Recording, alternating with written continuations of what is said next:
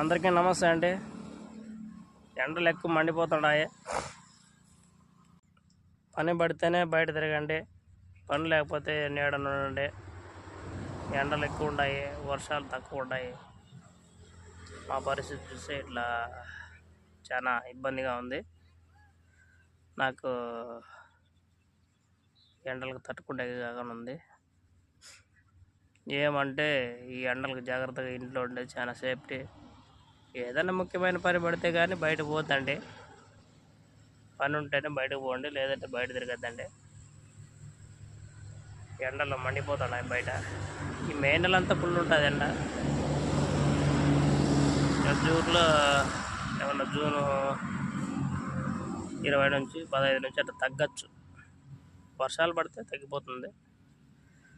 అందరూ సేఫ్గా ఉండండి, జాగ్రత్తగా ఉండండి.